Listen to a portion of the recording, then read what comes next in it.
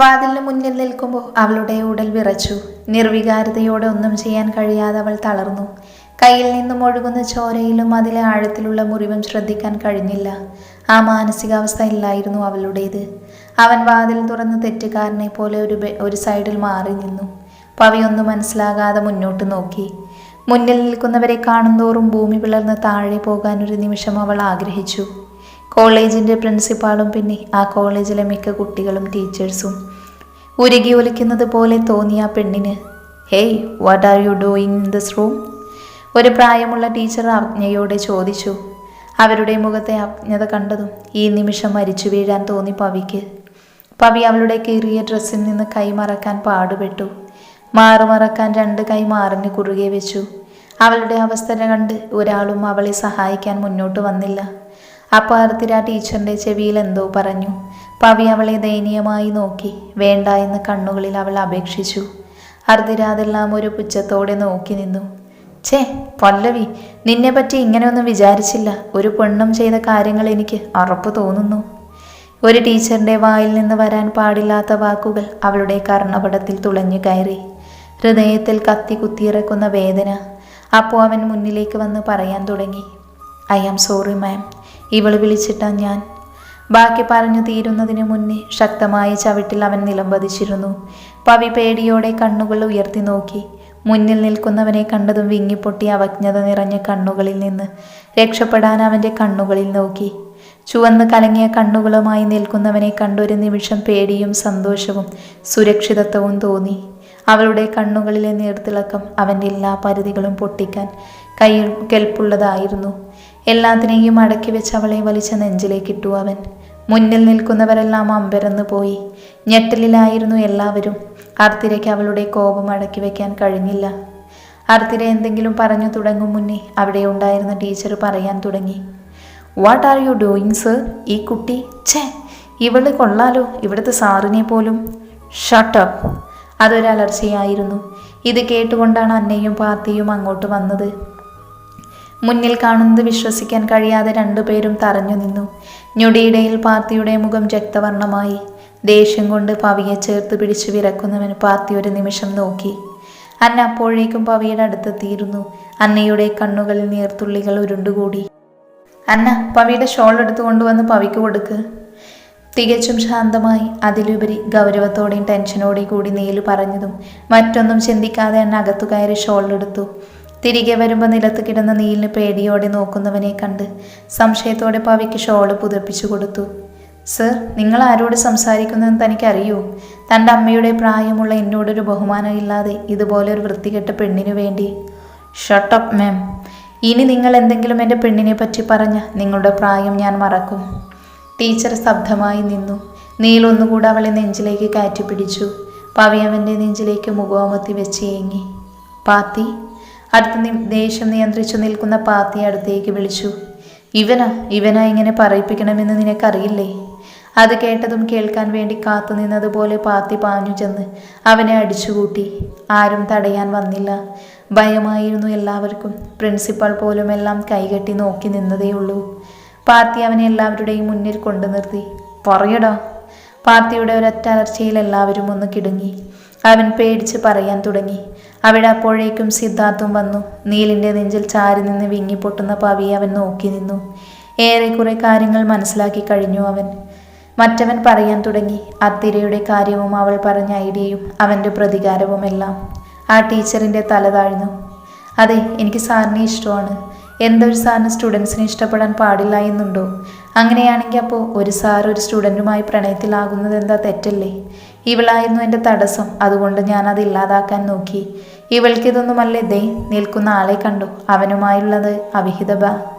അർദിര അവസാനം സഹികെട്ട് പറഞ്ഞു തീരുന്നതിന് മുന്നേ മുഖമടച്ചൊരടിയായിരുന്നു അതിനു മറുപടി. അർദിര വേച്ചു പോകാൻ തുടങ്ങി. എങ്ങനെയൊക്കെയോ പിടിച്ചു നിന്നു. ഒരാണും പെണ്ണും ഒന്നിച്ച് നടന്ന അപ്പം തുടങ്ങും അവിഹിതം. ഇവൻ പവിയുടെ സ്വന്തം ഏട്ടനാണ്. പാർത്ഥിവ് കുമാർ. നീൽജിത്ത് എന്ന എൻ്റെ അളിയൻ. ഇവളെൻ്റെ ഭാര്യയും. അത് പറഞ്ഞ് അവളുടെ കഴുത്തിൽ ഒളിപ്പിച്ചു വെച്ച താലിയെടുത്ത് അവൻ എല്ലാവർക്കും മുന്നിൽ കാട്ടി. എല്ലാവരും ഞെട്ടിപ്പോയി. ഒരിക്കലും പ്രതീക്ഷിക്കാത്ത ഒന്ന്. ഏറ്റവും വേദനിച്ചത് സിദ്ധുവിനായിരുന്നു. അവിടെ ഉണ്ടായിരുന്ന എല്ലാ കുട്ടികളും വിശ്വസിക്കാനാവാതെ നിന്നു. പ്രിൻസിപ്പൽ ഇതെല്ലാം മുൻപേ അറിഞ്ഞ മട്ട് നിന്നു. നീല് പവിയെ നോക്കുമ്പോൾ അവൾക്ക് അനക്കമില്ലായിരുന്നു. ഷർട്ടിൽ പിടിച്ച കൈ ഇതുവരെ അഴിച്ചിട്ടില്ല. അപ്പോഴാണ് അവളുടെ കയ്യിൽ നിന്നൊഴുകുന്ന രക്തം അവൻ കാണുന്നത്. അവളെ കോരിയെടുത്തോടുമ്പോൾ അവൻ്റെ ഹൃദയം അലമുറിയിട്ട് കരഞ്ഞു. സ്റ്റുഡൻസ് എല്ലാം അത്ഭുതത്തോടെ ആ കാഴ്ച നോക്കി നിന്നു. ചിലർക്ക് അസൂയയും സഹതാപവും അവൻ്റെ വെളിപ്പെടുത്തലിൽ സന്തോഷവും തോന്നി. അർത്തിര തരഞ്ഞു നിന്നു, കേട്ടതൊന്നും വിശ്വസിക്കാനാവാതെ. സിദ്ധുവിൻ്റെ കണ്ണുകൾ നിറഞ്ഞു തുളുമ്പി. ഇനി ആ പ്രണയം തനിക്ക് കിട്ടില്ലെന്ന ബോധത്തോടെ അവൻ മുന്നോട്ട് നടന്നു. ഹോസ്പിറ്റലിൽ നിൽക്കുമ്പോൾ നീലിൻ്റെ ഹൃദയം വല്ലാതെ നൊന്തു. ദയനീയമായി തന്നെ നോക്കുന്ന ആ പെണ്ണ് മാത്രമേ അവൻ്റെ ഉള്ളിലുണ്ടായിരുന്നുള്ളൂ. പാർത്തി കണ്ണുനീരറക്കാതാവാതെ കസേരയിൽ ചാരിയിരുന്ന് മൗനമായി കണ്ണുനീർ വാർത്തു. അപ്പോഴേക്കും പരിഭ്രമത്തോടെയും പാറുമയും മധുവും അവിടെ എത്തിയിരുന്നു. എന്താണ് മോൾക്കെന്താ പറ്റിയേ? ടെൻഷനോടെ ചോദിക്കുന്ന പാറുമയോട് അന്ന തന്നെ എങ്ങനെയൊക്കെയോ കാര്യങ്ങൾ പറഞ്ഞു കൊടുത്തു. അവളും കരയുകയാണ്. തൻ്റെ ഒറ്റ ചങ്ങാതിയുടെ അവസ്ഥയോർത്ത്, ഒരുവൻ തൻ്റെ അനിയത്തിയെ ഓർത്ത് ഒന്നും സംഭവിക്കില്ലേ എന്ന് ദൈവത്തോട് കേണപേക്ഷിച്ചു. മറ്റൊരിടത്ത് മകളെ ഓർത്ത് ആ അമ്മ മനവും അച്ഛൻ മനവും മനമുരുകി പ്രാർത്ഥിച്ചു. എന്നാൽ തൻ്റെ പ്രാണനെ മാത്രം മനസ്സിൽ ആവാഹിച്ച് അവൻ ഡോക്ടറെ കാത്തു നിന്നു. പെട്ടെന്നൊരു നേഴ്സ് വന്നു. AB പോസിറ്റീവ് ബ്ലഡ് വേണമെന്ന് പറഞ്ഞു. നീല ടെൻഷനോടെ ഇരുന്നിടത്തുനിന്നും എഴുന്നേൽക്കുന്നതിന് മുന്നേ പാർത്തി ആ നേഴ്സിൻ്റെ അടുത്തേക്ക് ചെന്ന് നീലിനെ കണ്ണു ചിമ്മി കാണിച്ചു. എൻ്റെ ബ്ലഡ് AB പോസിറ്റീവാണ്. അത് പറഞ്ഞതും ആ നേഴ്സ് അവനെയും കൂട്ടി അകത്തേക്ക് നടന്നു. ബ്ലഡ് കൊടുക്കുമ്പോൾ തൊട്ടപ്പുറ സൈഡിൽ വാടി തളർന്നു കിടക്കുന്ന തൻ്റെ പൊന്നിനെ കണ്ട് അവൻ്റെ ഹൃദയം വിങ്ങി. അന്നും ഇന്നും എന്നും ഒരു ചേട്ടൻ്റെ ആദ്യത്തെ മകൾ, അത് എപ്പോഴും അവൻ്റെ കുഞ്ഞിപ്പെങ്ങൾ തന്നെയാണ്. പിന്നെ ഡോക്ടർ വരാൻ എല്ലാവരും കാത്തിരിക്കുകയായിരുന്നു. കുറച്ച് കഴിഞ്ഞതും വാതിൽ തുറന്നൊരു പ്രായമായ സ്ത്രീ ഇറങ്ങി വന്നു. ഡോക്ടറിനെ കണ്ടതും നീല ആ സ്ത്രീയുടെ അടുത്തേക്ക് ചെന്നു. പല്ലവിയുടെ ഹസ്ബൻഡാണ് ഡോക്ടർ. പേടിക്കേണ്ട ആവശ്യമില്ല, കുട്ടി നന്നായിട്ടൊന്ന് പേടിച്ചിട്ടുണ്ട്. പിന്നെ കയ്യിൽ നിന്ന് ഒത്തിരി ബ്ലഡ് പോയതിൻ്റെ ഒരു ക്ഷീണം, അത്രയേ ഉള്ളൂ. അത് പറഞ്ഞ് ആ ഡോക്ടർ മുന്നോട്ട് നടന്നു. നെഞ്ചിൽ നിന്ന് കല്ലെടുത്ത് മാറ്റിയ അനുഭൂതി തോന്നി അവർക്ക്. ഗീതമ്മയും കുമാറും ഹോസ്പിറ്റലിലെത്തിയപ്പോഴേക്കും പവിനെ റൂമിലേക്ക് മാറ്റിയിരുന്നു. പവി ടെൻഷനായതുകൊണ്ട് ബോധം വന്നിട്ടില്ല. പാറുമയും ഗീതയും അവരുടെ രണ്ടു വശത്തും ഇരുന്ന് തലയിൽ തലോടുന്നുണ്ട്. നീലും പാത്തിയും ബില്ലിൻ്റെ കാര്യത്തിന് വേണ്ടി പൊയ്ക്കുവാണ്. കുമാറിന് പവിയോട് ദേഷ്യമുണ്ടെങ്കിലും സ്വന്തം മകളുടെ അവസ്ഥയോർത്ത് ആ പിതാവിൻ്റെ ഹൃദയം വിങ്ങിയിരുന്നു. അത്രയും ജീവനോളം അയാൾ അവളെ സ്നേഹിച്ചു. ഒരച്ഛന് തൻ്റെ മകളെ ഒരു പരിധിവരെ അവഗണിക്കാൻ കഴിയുകയുള്ളൂ. അത് കഴിഞ്ഞ് ആ മകളെ സ്നേഹിക്കുന്ന ഏതൊരച്ഛനും അവളെ ചേർത്തു പിടിക്കും. പവി മെല്ലെ കണ്ണുകൾ ചിമ്മി തുറന്നു. മുന്നിൽ നിൽക്കുന്നവരെ സംശയത്തോടെ നോക്കി. പിന്നെയാണ് കുറച്ചു നേരം മുന്നേ നടന്ന കാര്യങ്ങൾ ഓർമ്മ വന്നത്. അവളുടെ കണ്ണുകൾ നിറഞ്ഞു. എല്ലാവരും അവളെ സമാധാനിപ്പിക്കാൻ നോക്കുന്നുണ്ട്. അപ്പോഴാണ് നീൽ അകത്തേക്ക് വരുന്നത്. വിതുമ്പി കരയുന്ന പവിയുടെ അടുത്തേക്ക് ഓടി വന്നു നീല്. മറ്റാരെയും നോക്കാതെ അവളെ പിടിച്ച് നെഞ്ചിലേക്ക് ചേർത്തു. കുറച്ചു കഴിഞ്ഞതും വാതിൽ തുറന്നു വന്ന പാർത്തിയെ ഗീത കണ്ടു ഞെട്ടി. കുമാറും നീലും അന്നയും ഇനി എന്ത് നടക്കുമെന്ന രീതിയിൽ ഇരുവരെയും നോക്കി. ഇത് ഞാൻ എവിടെയോ, ഈ മോനെ ആരാ മോനെ ഇത്? സംശയത്തോടെ അതിലുപരി എന്തോ ഒരു ആകാംക്ഷയോടെ ചോദിക്കുന്ന ഗീതയെ നോക്കി എല്ലാവരും അത്ഭുതപ്പെട്ടു. ഗീതയുടെ ഹൃദയം എന്തിനോ വേണ്ടി മുറവിള കൂട്ടി. അവൻ്റെ അടുത്തേക്ക് ചെല്ലാൻ ആരോ പറയുന്നത് പോലെ. കണ്ണുകളിൽ മറ്റെന്തോ വന്ന് നിറയുന്ന വാത്സല്യമാണോ, അതോ കാണാതെ പോയത് കിട്ടിയതിൻ്റെ സന്തോഷമാണോ? ഗീതയ്ക്ക് കഴിഞ്ഞില്ല അത് കണ്ടുപിടിക്കാൻ. എന്നാൽ പാർത്തിയിൽ വളരെ വേദനയാണ്. സ്വന്തം അമ്മയുടെ അപരിചിതത്വം അവനെ വല്ലാതെ വേദനിപ്പിച്ചു. ആ അമ്മയുടെ ചിറയിൻ കീഴിൽ ചെന്ന് ചൂട് പറ്റാൻ അവൻ ആഗ്രഹിച്ചു. കഴിഞ്ഞില്ല, വേദന നിറഞ്ഞു. എന്നാൽ തൊട്ടടുത്ത നിമിഷം പവിയെ നോക്കിയപ്പോൾ അവളിൽ നിന്നും ലഭിച്ചൊരു നേർപുഞ്ചിരി അവന് വല്ലാത്തൊരു ആത്മവിശ്വാസം നൽകി. അവളുടെ ചിരിയിലെല്ലാം ശരിയാകുമെന്ന് അവൻ്റെ മനസ്സ് പറയുന്നത് പോലെ തോന്നി. ഞാൻ പവിയുടെ സീനിയറാണ്, ഒട്ടും പതറാതെ ധൈര്യത്തോടെ പറയുന്ന പാർത്തിയെ എല്ലാവരും അത്ഭുതത്തോടെ നോക്കി. നീലിന് മനസ്സിലായി അവൻ്റെ ആത്മവിശ്വാസത്തിൻ്റെ കാരണം. അവൻ്റെ കണ്ണുകൾ നെഞ്ചിൽ ചാരിയിരുന്ന കുഞ്ഞുങ്ങളെ പോലെ എല്ലാവരെയും നോക്കുന്ന അവൻ്റെ പവിയിലെത്തി. അവനൊന്നുകൂടെ അവളെ നെഞ്ചിലേക്ക് കയറ്റി. ഗീതയുടെ കണ്ണുകൾ പലപ്പോഴും പാർത്തിയിലേക്ക് നീണ്ടു. എന്താണെന്നറിയില്ല, പാർത്തി അധികം അവിടെ നിൽക്കാതെ പെട്ടെന്ന് തന്നെ യാത്ര പറഞ്ഞു പോയി. പാർത്തി പവിയുടെ ഏട്ടനാണെന്ന് പറഞ്ഞ കാര്യം പവി കേട്ടില്ല എന്നത് ഈ കുറച്ച് സമയം കൊണ്ട് നീലു മനസ്സിലാക്കി. അവനിൽ ഒരു നിമിഷം ആശ്വാസവും വേദനയും നിറഞ്ഞു. അന്ന് തന്നെ ഡിസ്ചാർജ് ആയിപ്പോയി. ഗീത വീട്ടിലേക്ക് കൊണ്ടുപോകാൻ പറഞ്ഞെങ്കിലും പവി നീലിൻ്റെ കൂടെ തന്നെ നിന്നു. കുമാർ പവിയോട് സംസാരിക്കുന്നത് കണ്ടു തന്നെ പവിക്കൊന്നും തോന്നിയില്ല. ആ പിതാവിൻ്റെ മനസ്സിൽ അവൾ എന്നാൽ ജീവനാണ്. പക്ഷെ ഒരു കുഞ്ഞി പരിഭവം മാത്രമാണ് പവിയോട്. എന്തിനാണെന്ന് പോലും അദ്ദേഹം ചിന്തിക്കാൻ പോയില്ല. ചിന്തിച്ചാൽ ഉറപ്പായും പവിയോടുള്ള പരിഭവം ഇല്ലാതാകുമായിരുന്നു. റൂമിൽ കിടക്കുകയാണ് പവി. ഓഫീസിൽ നിന്ന് വന്നപ്പോഴാണ് ഗിരി സംഭവങ്ങളൊക്കെ അറിയുന്നത്. തൻ്റെ പെങ്ങളെ തൊടാൻ നോക്കിയവനോട് അവൻ അടങ്ങാത്ത ദേഷ്യം തോന്നി, വല്ലാത്ത സങ്കടവും. സ്വന്തമല്ലെങ്കിലും കണ്ട നാൾ മുതൽ പെങ്ങളായി നെഞ്ചിൽ കയറ്റിയതാണ് ഗിരി പവിയെ. അവൾക്ക് വേദനിക്കുമ്പോൾ അവനും വേദനിക്കും. പവി ഒരൊറ്റ പുഞ്ചിരിയിൽ അവൻ്റെ സങ്കടം ഇല്ലാതെയാകുന്നത് അവൻ അറിഞ്ഞു. തെന്നിത്തെറിച്ചു നടന്ന പെണ്ണ് പെട്ടെന്നൊരു ദിവസം അടങ്ങിക്കിടന്നപ്പോൾ ആ വീടുറങ്ങിയതുപോലെ തോന്നി എല്ലാവർക്കും. അത്രയും എല്ലാവരും അവളെ സ്നേഹിച്ചു. അവളില്ലാതെ ഈ വീട് വെറും ശൂന്യപ്പറമ്പ് പോലെയാണെന്ന് എല്ലാവരും മനസ്സിലാക്കി. പവിയെ, കൈക്കെങ്ങനെയുണ്ട്? ഇനി നീ എങ്ങനെ ഫുഡ് തിന്നും കൊച്ചേ? റൂമിലേക്ക് കയറി വന്നുകൊണ്ട് ഗിരി പറഞ്ഞു. അതൊന്നും എന്നെ ബാധിക്കുന്ന കാര്യമല്ല. എനിക്കെൻ്റെ ഏട്ടൻ വാരി തരും അല്ലേ ഏട്ടാ? അടുത്തിരിക്കുന്ന നീലിനെ നോക്കി പവി ചോദിച്ചു. അതിനവൻ ചിരിച്ചു. എന്നാലും എൻ്റെ പവി, നിന്നെ സമ്മതിച്ചു കേട്ടോ. ഇത്രയും നടന്നിട്ട് നിനക്കൊരു കുലുക്കവും ഇല്ലല്ലോടി. ഇപ്പോൾ വേറെ ഏതെങ്കിലും പെണ്ണാണെങ്കിൽ മോങ്ങിക്കൊണ്ടിരുന്നേനെ. You are so cool Pavi. Giri അവിടെ ഇരുന്ന ഓറഞ്ച് കഴിച്ചുകൊണ്ട് പറഞ്ഞു. ഞാനെന്തിനാ ഗിരിയേട്ട പേടിക്കണേ? എന്നെ രക്ഷിക്കാൻ നീലേട്ടൻ വന്നില്ലേ? എനിക്ക് വേണ്ടി പാർത്തിയേട്ടൻ വന്നില്ലേ? എൻ്റെ കൂടെ എന്നെ സമാധാനിപ്പിക്കാൻ ഏട്ടൻ്റെ പെണ്ണും നിന്നില്ലേ? എല്ലാവരും എൻ്റെ കൂടെയില്ലേ? പിന്നെ ഞാനെന്തിനാ പേടിക്കണേ? അതിന് ഗിരിയും നീലും നേർത്തൊരു പുഞ്ചിരി വിരിഞ്ഞു. പവിയോട് പൂർണ്ണ ബെഡ് റെസ്റ്റ് പറഞ്ഞതുകൊണ്ട് പാറുമ പവിയൊന്ന് അനങ്ങാൻ പോലും സമ്മതിക്കുന്നില്ല. ഒരു തരത്തിൽ പെട്ടിരിക്കുകയാണ് പവി.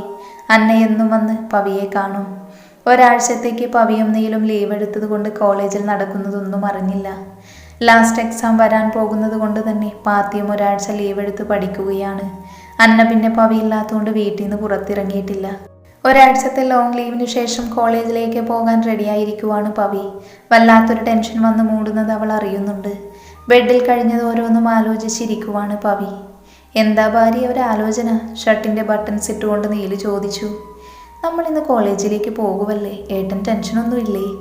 അവൻ്റെ ഷർട്ടിൻ്റെ ബാക്കി ബട്ടൺസ് ഇട്ട് കൊടുത്തുകൊണ്ട് അവൾ ചോദിച്ചു. എന്തിനാ ടെൻഷൻ? എല്ലാം ഞാൻ ഓക്കെ ആക്കിയില്ലേ? അവളെ ഇടുപ്പിലൂടെ ചേർത്ത് പിടിച്ച് കഴുത്തിൽ മുഖമുട്ടുരസി അവൻ കളിയോടെ പറഞ്ഞു. എന്നാലും തൃപ്തിയാകാതെ പവി അവനെ നോക്കി. ദേ പെണ്ണെ, നീ നിൽപ്പ് നിന്നാലേ ഇന്നും കൂടി ലീവ് എടുക്കേണ്ടി വരൂട്ടോ. അതെന്തിന്? മനസ്സിലാവാതെ പവി നീലിനെ നോക്കി. അത് പിന്നെ, അത് പറഞ്ഞവൻ അവളെ വലിച്ചു നെഞ്ചോട് ചേർത്ത് ചുണ്ടുകളെ പൊതിഞ്ഞിരുന്നു. അവൾ ഞെട്ടിപ്പോയി. അവളുടെ കവിളുകളിൽ രക്തം ഇരച്ചു കയറി. അവൻ്റെ ഷർട്ടിൽ അവളുടെ കൈകൾ മുറുകി. പതിയെ, വളരെ പതിയെ അവൻ അവളുടെ ചുണ്ടുകളെ നുകർന്നു. ഓരോ ഇതളുകളും ആസ്വദിച്ച് നുകർന്നു. അവളുടെ ചുണ്ടുകളെ മെല്ലെ അടർത്തി മാറ്റി നെറ്റി തമ്മിൽ മുട്ടിച്ച് കിതപ്പകറ്റി അവൻ. ഇപ്പൊ മനസ്സിലായോ? നീല് കണ്ണുകൾ തുറക്കാതെ തന്നെ അവളോട് ചോദിച്ചു. അവളുടെ കൈകൾ അവൻ്റെ ഷർട്ടിൽ മുറുകി. കോളേജ് ഗേറ്റ് കടന്ന് നീലിൻ്റെ കാറ് മുന്നോട്ട് പോയി. നീൽ എത്ര സമാധാനിപ്പിച്ചിട്ടും അവളുടെ ഉള്ളിൻ്റെ ഉള്ളിൽ ഒരു കുഞ്ഞു ടെൻഷൻ ഉണ്ടായിരുന്നു. അന്നയും അവരുടെ കൂടെയുണ്ട്. കാർ പാർക്കിങ്ങിൽ അവരെയും കാത്തുന്ന പോലെ പാർത്തിയുണ്ട്. നേരത്തെ വന്നില്ലേ പവി? നിനക്കിപ്പോൾ കുഴപ്പമൊന്നും ഇല്ലല്ലോ? ഓക്കെ അല്ലേ? കുഴപ്പമൊന്നുമില്ല പാർത്തിയേട്ടാ, പുഞ്ചിരിയോടെ പവി പറഞ്ഞു. എല്ലാം ശരിയാക്കിയില്ലേ പാർത്തി? നീല് ഗൗരവത്തോടെ ചോദിച്ചു. എല്ലാം ഓക്കെ. പിന്നെ ഏട്ടനൊന്ന് എൻ്റെ കൂടെ വന്നേ. പാർത്തി അത് പറഞ്ഞ് നീലിനെ വലിച്ചുകൊണ്ട് മാറി നിന്നു. പവി ഒന്നും മനസ്സിലാവാതെ അന്നയെ നോക്കി. നിന്റെ സംശയമൊക്കെ മാറും, കുറച്ച് വെയിറ്റ് ചെയ്യടാ. പവിയുടെ നോട്ടത്തിന് അന്ന ഇങ്ങനെയാണ് മറുപടി പറഞ്ഞത്. പവിയെല്ലാം ഒരു പുഞ്ചിരിയിൽ ഒതുക്കി. അവളുടെ ഉള്ളിൽ നടക്കുന്ന മാനസിക സംഘർഷം മനസ്സിലാക്കിയതുപോലെ അന്ന അവളെ പുറകിലൂടെ ചുറ്റിപ്പിടിച്ച് അവളുടെ തോളിൽ തലവെച്ചു. പവി അന്ന തലചരിച്ചു നോക്കി. അന്ന രഹസ്യം പോലെ അവളോട് പറഞ്ഞു. നീ പേടിക്കല്ലേ, നിന്റെ കൂടെ ഞങ്ങളില്ലേ. അത് കേട്ടപ്പോൾ എന്തോ പവിക്ക് സമാധാനമായി. നീ എന്തിനാ എന്നെ വലിച്ചുകൊണ്ട് വന്നേക്കണേ? ഇങ്ങോട്ട് വാളിയ. നീലിനെ പിടിച്ച് മുന്നിൽ നിർത്തിക്കൊണ്ട് പറഞ്ഞു. എന്താടാ കാര്യം? അതല്ല, ഞാൻ പവിയുടെ ആങ്ങളെയാണെന്ന കാര്യം. അതോർത്ത് നീ പേടിക്കണ്ട, ആരും അവളോട് അത് ചോദിക്കില്ല. നിനക്ക് തോന്നേണ്ടതോ ആരെങ്കിലും അവളോട് മിണ്ടാൻ വരുന്നുവെന്ന്. ആരും വരില്ല. അവൾക്കതൊരു വിഷമമേ അല്ല. കണ്ടില്ലേ, ദേ അന്നക്കൊച്ച് അവളുടെ കൂടെ നിൽക്കണേ. അത് മതിയടാ അവൾക്ക്. പിന്നെ നമ്മളൊക്കെ ഇല്ലേ? ചിരിയോടെ നീല് പറഞ്ഞു. പാത്തിയും ആശ്വാസത്തോടെ പവിയെ നോക്കി. അന്നയും പവിയും ക്ലാസ്സിലേക്ക് നടക്കുമ്പോൾ എല്ലാവരും എന്തോ ജീവികളെ പോലെ അവരെ നോക്കി. കുറച്ചു പേര് അവരെ നോക്കി എന്തൊക്കെയോ പെറുപെറുത്തു. ബാക്കിയുള്ളവർ അവരെ തന്നെ നോക്കി. പവിക്കിതെല്ലാം അരോചകമായി തോന്നി. ക്ലാസ്സിൽ കയറുമ്പോൾ ആദ്യം തന്നെ പവിയുടെ കണ്ണുകൾ പോയത് അർത്തിരയുടെ സീറ്റിലേക്കാണ്. ഒഴിഞ്ഞു കിടക്കുന്ന ആ സീറ്റ് കണ്ട് അവൾ സംശയത്തോടെ അന്നയെ നോക്കി. അന്ന തങ്ങളെ നോക്കുന്നവരെ പാടെ അവഗണിച്ച് സീറ്റിൽ ചെന്നിരുന്നു. പവിയും അവളുടെ കൂടെ ചെന്നു. ക്ലാസ് മുഴുവനും പവിയെക്കുറിച്ചാണ് പറയുന്നത്. അതൊന്നും കാര്യമാക്കാതെ അവർ അവരുടെ ലോകത്തായി. കുറെ കഴിഞ്ഞ് നീലിന് പകരം പ്രിൻസിപ്പൽ കയറി വരുന്നത് കണ്ട് എല്ലാവരും സംശയത്തോടെ നടക്കാൻ പോകുന്നതിനായി കാത്തിരുന്നു. പ്രിൻസിപ്പാളിന്റെ പുറകെ തന്നെ നീല് കയറി വരുന്നത് കണ്ട് ഇവരെ പറ്റി ഗോസി പറഞ്ഞവർ ഒന്ന് വിറച്ചു. Good morning. Good morning sir. Now I come to say few things. Pallavi come. Principal വിളിക്കുന്നത് കേട്ട് പവി കണ്ണും പിടിച്ച് നീലിനെ നോക്കി. രണ്ട് കണ്ണടിച്ചു വരാൻ പറയുന്ന നീലിനെ ദയനീയമായി നോക്കി അവൾ മുന്നോട്ട് വന്നു. നൗ, നിങ്ങൾക്കെല്ലാവർക്കും എല്ലാം അറിയാമെന്നാണ് എൻ്റെ വിശ്വാസം. എന്നാലും പറയുന്നു, പല്ലവി എന്ന ഈ സ്റ്റുഡൻറ്റ് നീൽജിത്ത് എന്ന ഈ അധ്യാപകൻ്റെ ഭാര്യയാണ്. എല്ലാവരും അറിഞ്ഞ കാര്യമാണെങ്കിലും പ്രിൻസിപ്പൽ പറയുന്നത് കേട്ടൊന്ന് ഞെട്ടി. ഇപ്പോൾ ഇത് പറയാൻ കാരണം എനിക്കും നിങ്ങൾക്കും അറിയാമല്ലോ, ഒരു അധ്യാപകൻ തൻ്റെ സ്റ്റുഡൻറ്റിനെ വിവാഹം കഴിക്കുന്നത് വലിയൊരു തെറ്റാണ് എന്നാണ് നിങ്ങളുടെ എല്ലാം വിചാരം. എന്ന കേട്ടോ, ഒരു അധ്യാപകൻ ഒരു വിദ്യാർത്ഥിയെ വിവാഹം കഴിക്കാൻ പാടില്ല എന്ന് ഒരു നിയമത്തിലുമില്ല. പിന്നെ ഇത് മറച്ചു വെച്ചത് പേടിച്ചിട്ടല്ല. എന്നോട് പറഞ്ഞിരുന്നു ഇവരുടെ വിവാഹം കഴിഞ്ഞാണ് രണ്ടുപേരും ഈ കാര്യം അറിയുന്നത് തന്നെ. ഇത് കോയിൻസിഡൻസ് ആണ്. പിന്നെ മറച്ചു വെച്ചത് ഈ കോളേജിൽ ഇവരൊരു സ്റ്റുഡൻസ് ഒരു സാറ് മാത്രമേ ആകാൻ പാടുള്ളൂ എന്നിവർക്ക് നിർബന്ധമുള്ളത് കൊണ്ടാണ്. പിന്നെ നിങ്ങളൊക്കെയല്ലേ അപവാദം പറഞ്ഞു പരത്താൻ അധികം സമയം വേണ്ടല്ലോ. Anyway, don't talk about this matter anymore, okay? ഇത് പറഞ്ഞ് പ്രിൻസിപ്പൽ നീലിനെ നോക്കി ചിരിച്ചിട്ട് പോയി. നീ ചെല്ല്. അത് പറഞ്ഞതും പവി പെട്ടെന്ന് തന്നെ സീറ്റിൽ പോയിരുന്നു. നീൽ മറ്റൊന്നും പറയാതെ തീർത്തും ഗൗരവത്തോടെ അറ്റൻഡൻസ് ബുക്ക് ചെക്ക് ചെയ്യാൻ തുടങ്ങി. ആ ക്ലാസ് മുഴുവനും നിശബ്ദത. സർ. ആ നിശബ്ദതയെ കീറിമുറിച്ചൊരു വിദ്യാർത്ഥിയുടെ ശബ്ദം അവിടെ പ്രതിധ്വനിച്ചു. നീൽ സംശയത്തോടെ അവനെ നോക്കി. ആ ക്ലാസ്സിലെ എല്ലാവരുടെയും കണ്ണുകൾ അവനിലാണ്. ഐ ആം സോറി സർ, ഞങ്ങൾ മനസ്സിലാക്കിയില്ല. We are really sorry sir. ഒന്നും മനസ്സിലാകാതെ ഞങ്ങൾ ഗോസി പറഞ്ഞു പരത്തിയത്. അർത്തിനെയാണ് ഞങ്ങളെ പറഞ്ഞു പിരികേറ്റിച്ചത്. സോറി. തല താഴ്ത്തി കുറ്റബോധത്തോടെ അവൻ പറഞ്ഞു. അവൻ പറഞ്ഞു കഴിഞ്ഞതും പവിയും അന്നയും ഒഴിച്ച് ബാക്കി എല്ലാവരും എഴുന്നേറ്റ് നിന്ന് ഒരുമിച്ച് പറഞ്ഞു, we are really sorry sir. മുഖത്തൊരു ഭാവമാറ്റവും വരാതെ ടേബിളിൽ ചാരി നിന്ന് കൈ രണ്ടും പിണച്ചു വെച്ച് അവൻ എല്ലാവരെയും നോക്കി. കുറ്റബോധം കൊണ്ട് കുട്ടികളെല്ലാം തലതാഴ്ത്തി നിൽക്കുമായിരുന്നു. അറിയാതെ പറ്റിയതല്ലേ, തലതാഴ്ത്തിയൊന്നും നിൽക്കണ്ട. എല്ലാവരും ബുക്കെടുക്കൂ. അവനെ നോക്കാതെ ബോർഡിൽ എഴുതിക്കൊണ്ട് അവൻ പറഞ്ഞു. അവൻ്റെ ശബ്ദത്തിൽ ചെറിയൊരു വിഷമം കലർന്നിരുന്നു. അവൻ്റെ പരിഭവം എല്ലാവർക്കും മനസ്സിലായി. അപ്പോൾ സർ, ഞങ്ങളോട് ക്ഷമിച്ചോ? ഒരു കുട്ടി ഉറക്കെ വിളിച്ചു ചോദിച്ചു. അതിന് നിങ്ങൾ തെറ്റൊന്നും ചെയ്തില്ലല്ലോ. നിങ്ങളുടെ സ്ഥാനത്ത് ഞാനായാലും ഇതൊക്കെ തന്നെ ചെയ്യും. പിന്നെ പ്രിൻസിപ്പൽ പറഞ്ഞത് അത് സാറിൻ്റെ സ്വന്തം ഇഷ്ടപ്രകാരമാ. പിന്നെ നിങ്ങളോട് ക്ഷമിക്കാതിരിക്കാൻ പറ്റില്ലല്ലോ, എൻ്റെ പിള്ളേരായി പോയില്ലേ? ആരുടെയും മുഖത്ത് നോക്കാതെ അവൻ പറഞ്ഞു. Thank you sir and sorry sir. എല്ലാവരും ഒരുമിച്ച് പവിയും അന്നയും എല്ലാം സന്തോഷത്തോടെ കണ്ടു.